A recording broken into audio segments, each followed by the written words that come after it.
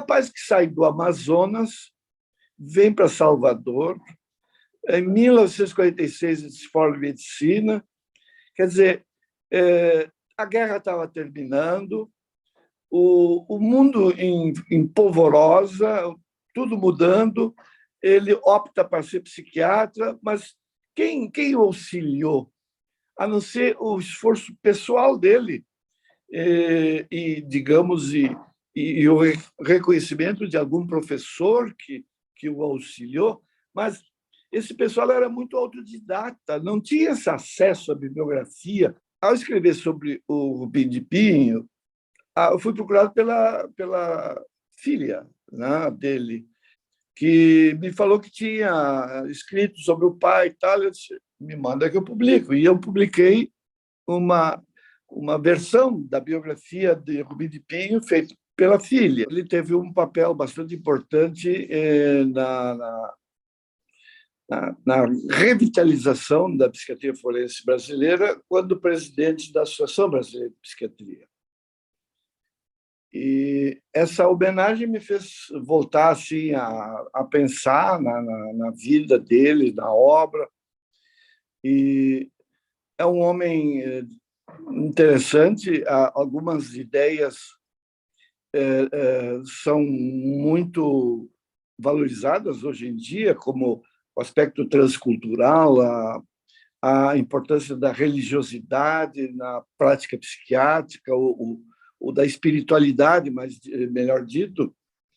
E tudo isso a gente teria que pensar assim, na época que isso aconteceu, onde a psiquiatria era uma psiquiatria asilar. E a formação dos psiquiatras também era dentro dos hospitais, praticamente de uma forma tutorial. Então, não havia assim, cursos de formação. Ele se formou já no fim da Segunda Guerra Mundial, e essa época marca profundas transformações da psiquiatria no mundo inteiro. Minha mãe era paciente dele, minha mãe tinha depressão, era paciente dele. Então, eu conhecia desde que eu era adolescente, tá? Como médico, às vezes eu levava minha mãe no consultório dele. Tá? Mas ele tinha um apreço especial por mim. A filha dele foi minha colega de turma, né? E nós fazíamos, na casa dele, quer dizer, convidado pela filha dele, tinha um grupo de estudos em psicopatologia, que ele fazia questão de participar. Era um indivíduo que sabia muito de psiquiatria. Sabia muito de psiquiatria. Teve dois campos da psiquiatria que ele se notabilizou, que ele se destacou. A psiquiatria forense, né? Psiquiatria principalmente na área criminal. Outra área que ele se destacou, e talvez tenha sido, ainda hoje no Brasil, quem mais se destacou foi a área da psiquiatria transcultural, que ele levava em conta as crenças religiosas das pessoas, o banzo, que era uma depressão dos escravos, caruara, que era também vindo dos escravos, por devido está diante de outras pessoas, né? Tem situação social e fica da tremedeira. Caruara, calundu, é um indivíduo que está de mau humor momentâneo, o indivíduo está de calundu. Essas coisas assim ele estudava muito, né? E contribuiu muito para a psiquiatria transcultural, não somente nacional, como no mundo inteiro. A obra dele ganhou uma dimensão internacional. Jorge Amado coloca ele, no seu livro, Bahia de Todos os Santos, como um baiano da Amazônia, um baiano de Manaus. Ele era um homem muito aberto, né? E quando ele viu o meu interesse pela história, ele me convidou, eu fui na casa dele, e ele me levou à biblioteca e abriu aquele mundo de livros, ele me prestou, ele pediu que eu consultasse lá, né?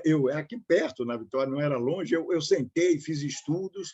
Então, muito do que eu faço hoje, a minha tese de doutoramento é no campo da psiquiatria social e da história da saúde mental. Olha aí a influência de Rubem. Eu considero Rubem uma das pessoas mais inteligentes com quem eu já convivi. Quando eu servia ele argumento, e era assim com uma doçura e uma firmeza, entende? Ele ia construindo uma argumentação sólida, isso era algo fascinante. Então, assistir uma aula do mestre Rubem era ganhar um presente. No dia que ele recebeu o diagnóstico de diabetes, Eu era monitor, estava no departamento. Quando ele voltou, o médico não teve cuidado nenhum. Médicos, não façam isso. Tem que ter cuidado, até o catedrático de psiquiatria, para dar uma má notícia. Tem que se dar uma notícia. Diabetes, há 40 anos atrás, era uma péssima notícia para a pessoa que tinha. Ele chegou meio deprimido, e eu, aluno, estudante querido, fazendo uma psicoterapia de apoio ao médico. Ele olhava com os olhos bondosos, porque ele diz, não está bom o esforço, mas o ato de você estar aqui, tendo esse cuidado comigo, já é algo muito bom. Eu não pensava em ser professor, mas ele me ajudou tanto a entender a validade desse tipo de atividade, que é transmitir às gerações mais jovens, né, o que você conhece, a sua experiência, a sua maneira de ver o exercício da especialidade, que eu me tornei professor, que eu agradeço muito aquela convivência que tive com ele, em que aprendi muito, aprendi principalmente a respeitar os limites do diagnóstico no sentido de entender a singularidade. Portanto, ele falava muito, e eu repito, nas minhas palestras, nas minhas aulas, sobre a psiquiatria humana, a psiquiatria do ser humano, a psiquiatria da pessoa. Nós temos que respeitar esses limites. Não tenha dúvida que, através dos congressos brasileiros de psiquiatria, ele pôde cativar a sensibilidade dos nossos colegas psiquiatras para observarem esse sentido especial da psiquiatria da pessoa. Essa saudade que eu tenho do professor, não no sentido simplesmente de uma saudade tradicional, mas sim dos seus ensinamentos. Que bom se ele continuasse conosco a nos ensinar e a mostrar esses caminhos de uma psiquiatria moderna, de uma psiquiatria futurista, de uma psiquiatria eminentemente da pessoa. Uma pessoa atenciosa, gentil, não só enquanto a gente estava na aula, como até fora, como eu procurei uma vez, por causa de um assunto de família, que é de psicologia forense, e ele me recebeu na casa dele com uma gentileza incrível, ali ao lado da igreja da Vitória, onde ele morava, né? Então, achei muito bacana a maneira gentil dele, atenciosa e paciente.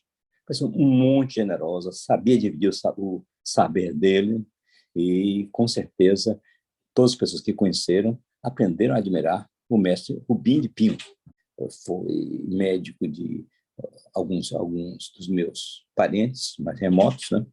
Então, é uma pessoa que eu já levava para a faculdade assim, um temor reverencial. Em outras palavras, Rubim de Pinho marcou a psiquiatria baiana, marcou com uma pessoa inteligente, uma pessoa diferenciada para o seu tempo, e que, dentro da universidade, foi de grande valor. O professor Rubim tem uma obra extensa, ele revitalizou a psiquiatria forense, existe um prêmio concedido pela ABP ao melhor trabalho nesta área, até hoje, mais do que justo. O professor Rubim tem um trabalho inovador e extenso também na psiquiatria transcultural. Ele, por exemplo, revisitou a obra de Nina Rodrigues e falou de questões como quebranto, a caruara, por exemplo, que, para quem não sabe, era o principal diagnóstico diferencial nos tempos do professor Nina Rodrigues de beriberi, que é a carência de tiamina. Nossos mestres, os mestres dos psiquiatras da minha geração, tem na figura do professor Rubim de Pinho uma figura inconteste. E isso, nessa transmissão de conhecimento transgeracional, transmissão de afeto transgeracional, é um grande exemplo também da obra do professor Rubim. E eu repito que o grande legado do professor Rubim, na modesta opinião deste associado, é a sua filha, a professora Solange Rubim de Pinho, a qual disseminou esse afeto, esse amor pela especialidade e esse atendimento humanístico aos nossos pacientes, que é o que importa.